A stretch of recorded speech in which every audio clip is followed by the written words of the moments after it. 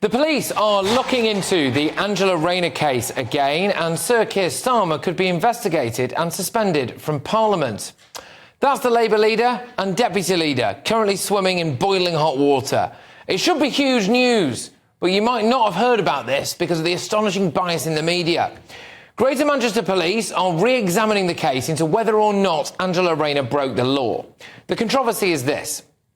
Miss Rayner registered her Stockport house, which she bought under the Right to Buy scheme in 2007, as her main address on the electoral roll. As a result, when she sold the property in 2015, making a profit of £48,000, she was not liable to pay capital gains tax on that money. But weeks after marrying Mark Rayner in 2010, she had re-registered the births of her two youngest children at his address just over a mile away. That raised questions over whether she moved in with her now estranged husband but did not update her address on the electoral register. HMRC rules state that married couples or civil partners can only count one property as their primary residence, OK? She obviously has denied any wrongdoing.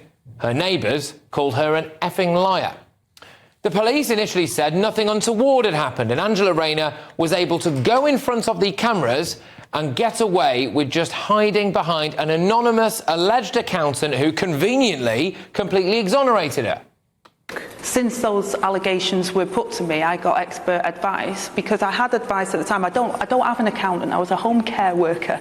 You know, I didn't have an accountant. I had, as most people would, you put your house on the market, you get a legal conveyancing solicitor, and you get an estate agent. But since those allegations were put to me, I got expert tax advice to make sure that I hadn't done anything wrong.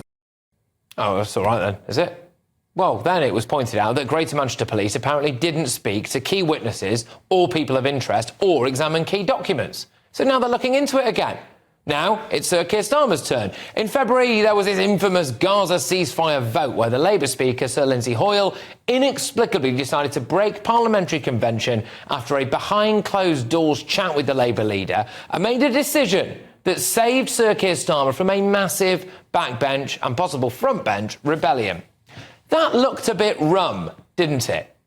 The Labour leader initially refused to answer a simple question about whether he had threatened Commons Speaker Sir Lindsay Hoyle to make him break ancient Commons rules in Labour's favour. Then the next day, he admitted a conversation had taken place, but said he absolutely didn't threaten Sir Lindsay.